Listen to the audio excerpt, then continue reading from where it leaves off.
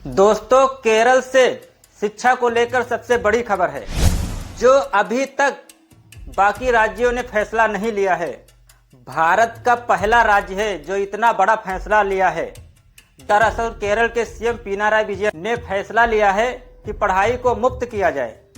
जो अभी तक कक्षा 1 से लेकर और 12 तक पढ़ाई मुफ्त थी और अब ग्रेजुएशन तक पढ़ाई फ्री की गई है।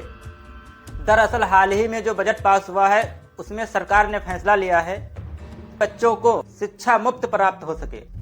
दोस्तों, वास्तव में ये फैसला बहुत ही बड़ा है। अब तक किसी राज्य ने लागू नहीं किया है इसको।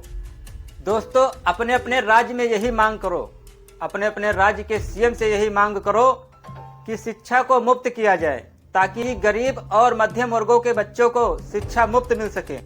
क्योंकि पैसे की कमी की वजह से बहुत सारे बच्चे पढ़ नहीं पाते हैं और उनकी दिल की ख्वाहिश रहती है कि हम भी पढ़ लिख कर कुछ बन सकें।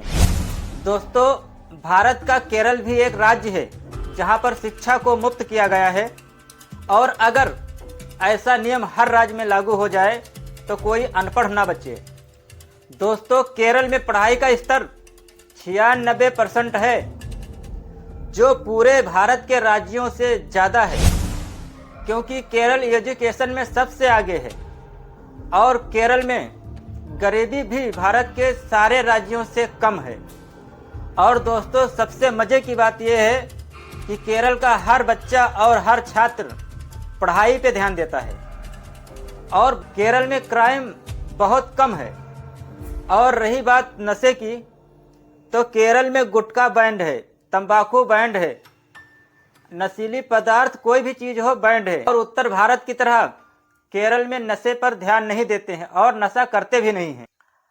और दोस्तों, उत्तर भारत में पढ़ाई कम है और नशेड़ी ज़्यादा हैं, लेकिन केरल राज्य में ऐसा नहीं है।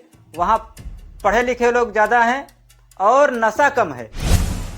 और दोस्तों, सबसे बड़ी बात कि केरल में हिंदू और मुस्लिम को लेकर कभी दंगा या झगड़ा नहीं होता है, क्योंकि हिंदू मुस्लिम में एकता है और एक होकर रहते हैं। अगर इसी तरह पूरे भारत में एकता हो जाए तो हमारे भारत देश की स्थिति सुधर जाएगी।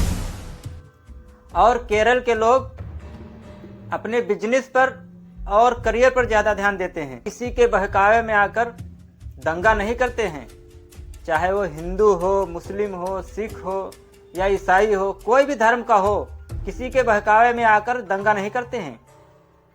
जैसे कि उत्तर भारत में कहीं गाय को लेकर दंगा हो गया, कहीं मंदिर को लेकर दंगा हो गया, कहीं मस्जिद को लेकर दंगा हो गया, कहीं जातिवाद पर दंगा हो गया। ये सब यहाँ पर नहीं है।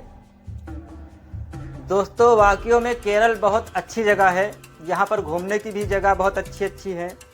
हमारी राय है कि आप लोग केरल ज़रूर घूमने जाएं, वहाँ की खूबसूरती देखें, वहाँ की हिंदू और मुसलमान की एकता को देखें, वहाँ का खान पान देखें। केरल में पौष्टिक आहार को ज़्यादा लिया जाता है और सबसे बड़ी बात और सबसे ज़्यादा बीफ को लोग ज़्यादा सेवन करते हैं। जो बीफ को लेकर नॉर्थ भारत में हमेशा दंगा होता है, झगड़ा होता है, वो यहाँ पर नहीं है।